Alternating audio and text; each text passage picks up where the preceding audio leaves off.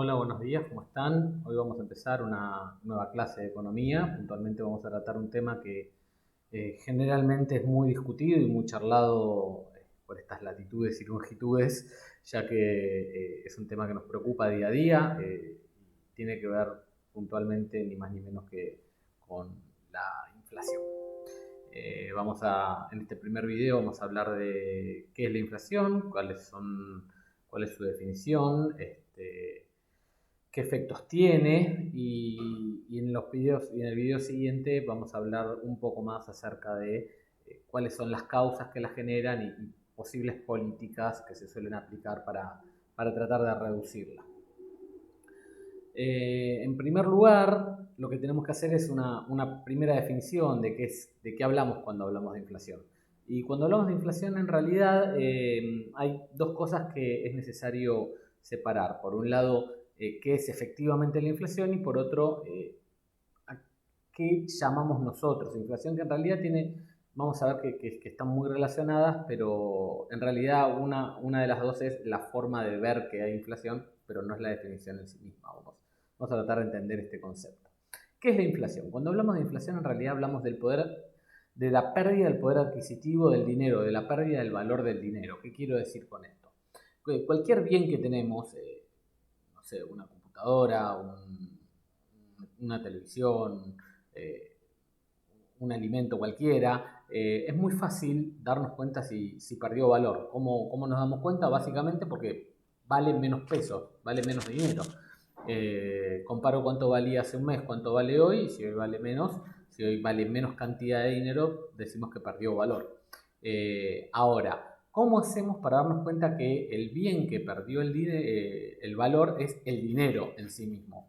Porque ¿cómo hago para medir la pérdida del valor de aquel bien que es el que en definitiva le asigna el valor al resto de los bienes? Bueno, en realidad lo que hacemos básicamente hacemos exactamente lo mismo, pero parándonos del otro lado del mostrador. ¿Cómo verificamos que hay inflación? Bueno, en realidad lo que vemos es que hay un aumento generalizado y sostenido del nivel de precios. Decimos que, ¿qué es la inflación o qué significa la inflación? Que con cada peso yo puedo comprar cada vez menos bienes. Yo mido el poder del dinero en función de cuántos bienes puedo comprar. Entonces, yo puedo decir que con un peso puedo comprar cada vez menos cosas o para comprar lo mismo cada vez necesito más pesos. Es exactamente lo mismo, pero visto de dos lados distintos. Entonces, ¿cómo vemos que hay inflación? Porque en realidad nos damos cuenta que hay un aumento generalizado y sostenido en el nivel de precios. Y estas dos palabras son muy importantes para el análisis que hacemos. ¿Por qué? Porque por un lado yo puedo decir, por ejemplo, que hubo una inundación en San Juan y que se perdió gran parte de la cosecha de tomates. Entonces, lo que va a pasar es que va a haber mucha menos oferta de tomates y en consecuencia el precio de ese bien va a subir. Ahora, ¿eso significa que hay inflación? ¿Eso significa que el dinero perdió valor? No, eso significa que hay una particularidad en ese mercado con ese bien puntual, pero no hay un problema con el dinero atrás de eso.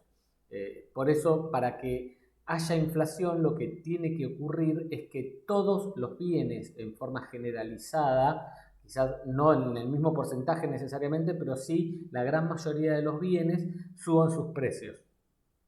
Eso por un lado. ¿Y por qué sostenido?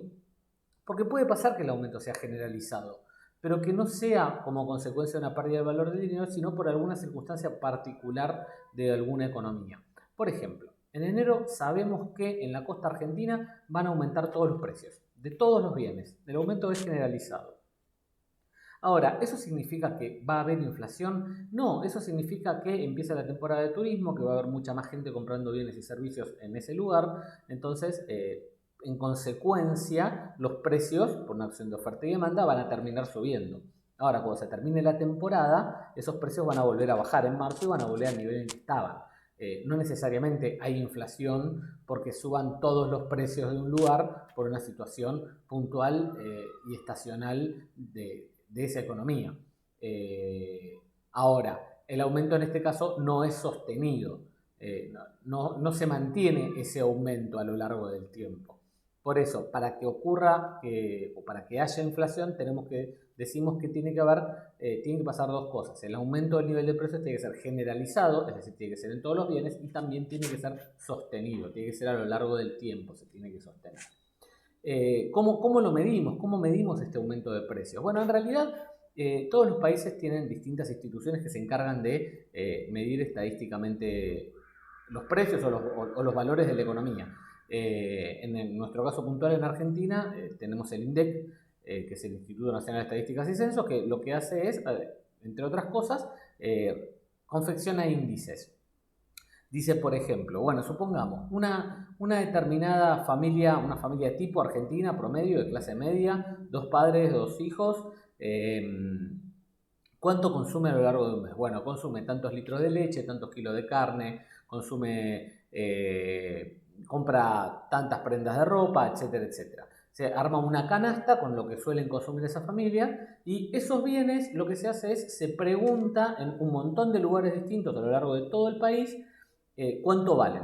Y se arma un valor promedio de esa canasta de bienes. Al mes siguiente vamos a los mismos lugares, preguntamos por los mismos bienes cuánto valen y vemos cuánto vale en promedio nuevamente esa misma canasta. Lo que aumentó esa canasta, en definitiva, es lo que nos va a decir cuál es la inflación.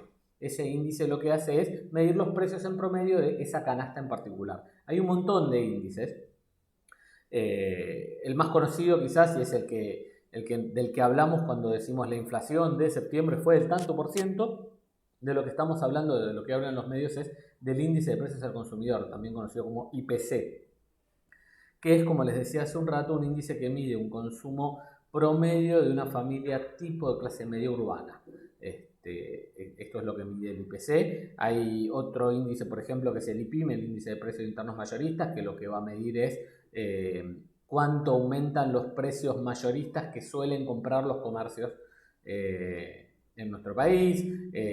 Otro índice que también conocemos bastante es el de la canasta básica, que es cuáles son los bienes mínimos indispensables que tiene que consumir una familia para no ser pobre. Índice de la construcción, hay montones de índices cada índice nos va a decir particularmente cómo evolucionan los precios relativos a un determinado sector de la economía. Por eso en general el promedio y el que se suele tener en cuenta cuando se habla de inflación es el índice de precios al consumidor. Ahora, muchas veces hemos oído hablar de la hiperinflación y muchas veces escuchamos decir, bueno, vamos a caer en la hiperinflación. ¿Cuándo hay hiperinflación? ¿Cuándo caemos en la hiperinflación? ¿Qué porcentaje de inflación tiene que haber? Probablemente le pregunten a un economista y les dé un porcentaje, otro les diga otro distinto, otro les dé otro distinto.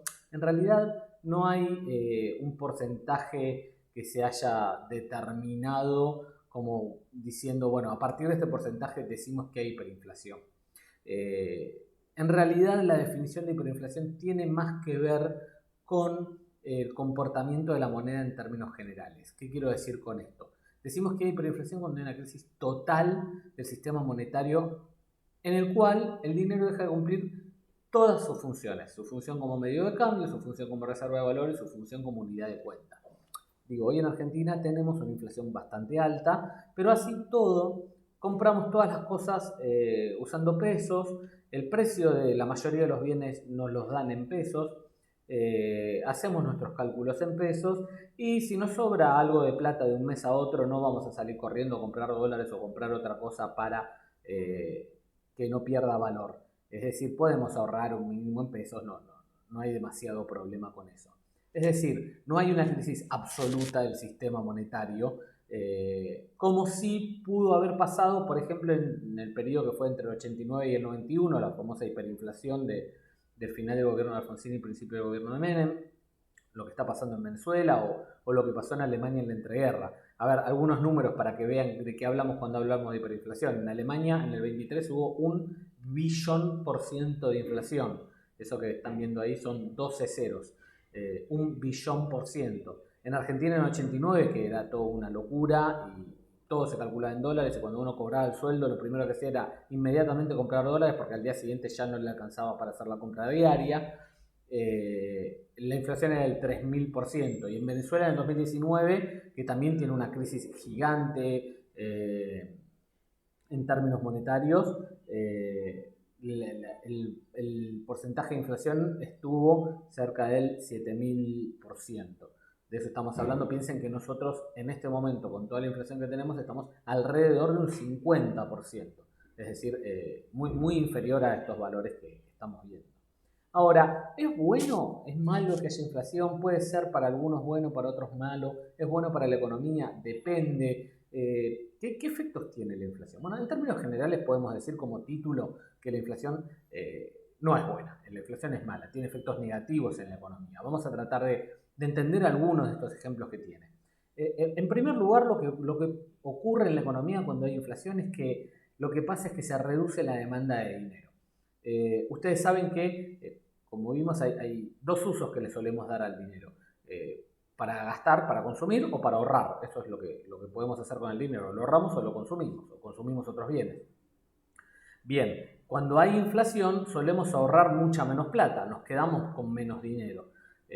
Y tendemos a consumir más nuestro sueldo, porque si lo ahorramos pierde valor ese dinero. Entonces, al ahorrar menos, lo que estamos haciendo es reduciendo la demanda de dinero.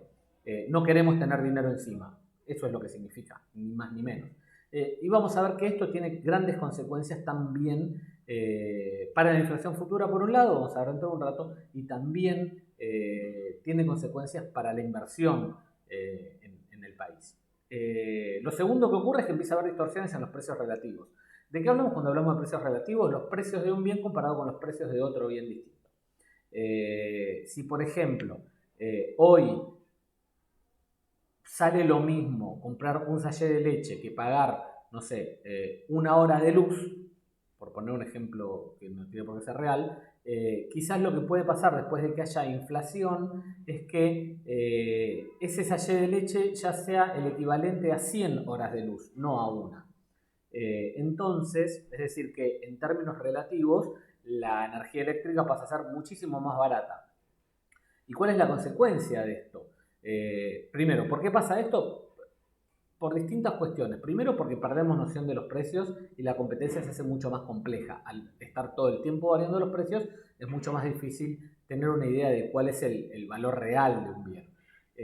Y por el otro, que suele pasar, vamos a ver en el próximo video, que algunas veces ciertas políticas gubernamentales para bajar la inflación tienen o están orientadas al congelamiento de determinados precios. Entonces hay precios que están intervenidos y que no se pueden tocar, y hay otros precios que sí suelen evolucionar normalmente. Entonces esto empieza a generar las distorsiones.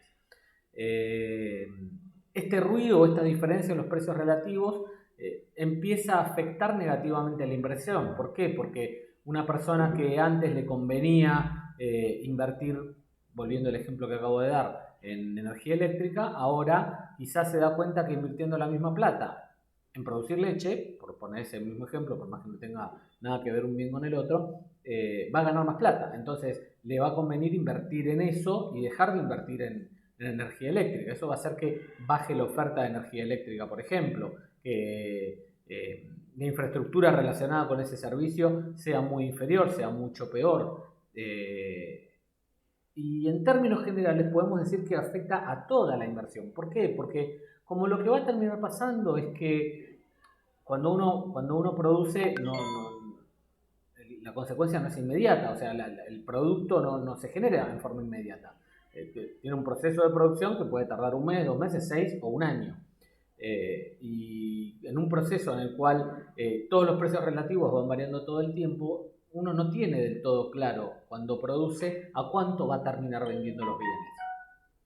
Entonces, como no tiene claro a cuánto va a terminar vendiendo lo que produce, probablemente tienda a no invertir demasiado o invertir en bienes que tengan un proceso de producción mucho más corto, por ejemplo, porque básicamente uno no sabe a cuánto lo va a vender. Entonces, ¿por qué voy a invertir en algo que no sé ni siquiera si voy a ganar plata o no? Entonces, hay una consecuencia que tiene que ver con la baja en la inversión. Otro efecto que tiene que ver con la inflación es un efecto distributivo entre prestamistas y deudores.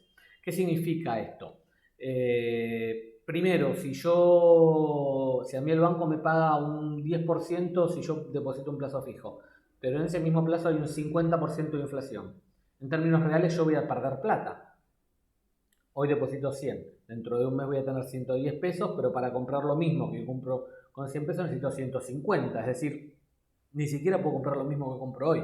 Entonces perdí plata. Como voy a perder plata, no voy a prestarle plata al banco, digámoslo de alguna manera. Lo que pasa cuando hay inflación es que en general conviene estar endeudado en pesos porque cuando uno lo pague en el futuro esos pesos van a valer menos. Y por ende lo que suele haber es menos ahorro, como dijimos antes, menos demanda de dinero, menos depósitos y los bancos están menos dispuestos a prestar también. Y eso es una consecuencia negativa también sobre la inversión porque las empresas necesitan que les presten plata para poder realizar la inversión hasta juntar el dinero cuando produzcan esos nuevos bienes y poder devolver el préstamo. Esta es la idea de los préstamos, ¿no? Y esta diferencia o esta distribución que hay entre prestamistas y deudores, lo que termina generando como consecuencia es un aumento de las tasas de interés. Porque si yo al 10% no me conviene dejar mi plazo fijo, el banco, para que yo le preste la plata, para que yo deposite la plata en el banco, me va a tener que aumentar lo que me paga. Va a aumentar la tasa de interés y me va a decir, bueno, te voy a pagar el 55% para que tengas el 50% de inflación y aparte ganes algo más. Entonces ahí voy a estar dispuesto a prestarle. Pero si a mí el banco me paga más, también el banco le va a cobrar más a quien se quiere endeudar en pesos. Y en ese caso, al aumentar las tasas de interés, empieza a haber mucho menos préstamos porque ahora al que no le conviene endeudarse es al que tiene que devolver la plata después porque va a pagar intereses muy, muy altos. Y el último que podemos decir es que empieza a haber distorsiones en el sistema impositivo. ¿Qué significa esto? Que, a ver, el dinero que recauda el Estado en impuestos tiene, como vimos, distintos orígenes. Pero, por ejemplo, por hablar de alguno de los impuestos, el IVA. Si yo cada vez, el IVA es el 21% del valor de los bienes que compramos, de todos los bienes que compramos. Si se aumenta el precio de los bienes que compramos, el 21% de ese precio también va a ser mayor. Entonces el Estado va a aumentar su recaudación claramente como consecuencia de eso. Y aparte lo que suele pasar muchas veces es que las tablas a partir de las cuales se calculan los porcentajes de los impuestos no se ajustan de acuerdo a la inflación. Entonces yo por ahí si ganaba 10.000 pesos tenía que pagar un 10% de mi salario por impuesto a las ganancias, pero ahora hay una inflación del 100%, paso a ganar 20.000 pesos y ya el Estado me dice que si gano 20.000 pesos no tengo que pagar el 10% de ganancias, sino el 20% de ganancias. Pero en realidad yo no estoy ganando más plata, porque yo puedo comprar la misma cantidad de bienes que antes. Pero si el Estado me está pidiendo que yo le pague un porcentaje de impuestos mayor, se empieza a generar estas distorsiones relacionadas con los impuestos que hacen que, por un lado, el Estado recaude más plata y, por otro lado, que determinadas personas que antes no tenían que pagar el impuesto y que, lógicamente, no deberían pagar impuestos, terminan pagándolo. Y así es como consecuencia de esto, terminamos viendo que empieza a haber muchas quejas, muchas manifestaciones, muchos pedidos de determinados sectores sobre el pago de impuestos. Y decimos que, o escuchamos cosas como que los trabajadores no tienen que pagar impuestos a las ganancias o cosas así, que son consecuencia de que los impuestos empiezan a distorsionarse mucho. En realidad, el peor efecto de todos no está acá en este slide, en esta filmina, sino que el peor efecto de todos, ni más ni menos, está relacionado con la pobreza. El peor efecto de la inflación está en un efecto redistributivo entre los sectores más postergados y los sectores más ricos.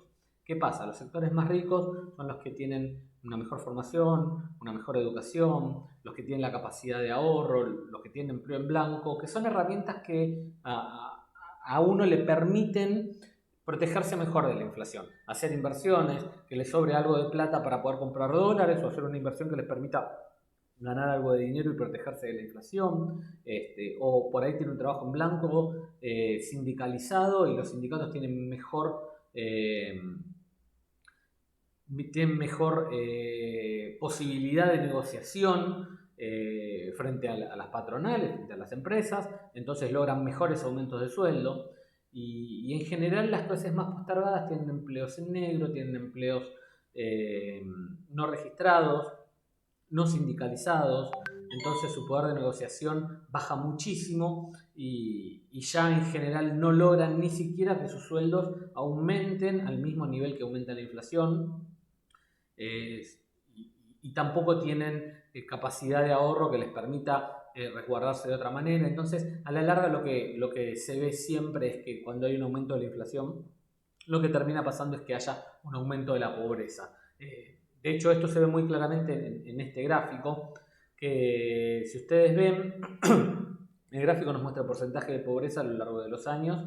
Eh, en, en un periodo determinado, en azul, que es lo que más nos importa ver, van a ver el gobierno de Alfonsín, que terminó con una hiperinflación muy grande, como vimos hace un ratito, y el comienzo del gobierno de Menem, que también fue hiperinflacionario. Y si ustedes ven ahí al final, o en ese periodo entre el final de uno y el principio de otro, vemos que hay un pico de pobreza muy grande que tiene que ver con el aumento de la inflación, con el periodo hiperinflacionario en sí mismo. Fíjense que la pobreza subió muchísimo cuando subió la inflación y que cuando esto se redujo y terminó desapareciendo ese proceso inflacionario, también desapareció, no desapareció, pero también se redujo mucho el porcentaje de pobreza. Como vemos, hay una correlación, al menos en este periodo, muy marcada entre pobreza e inflación y por eso decimos que la inflación tiene efectos negativos para toda la economía y que a quienes más afecta, en definitiva, es a las clases más postergadas.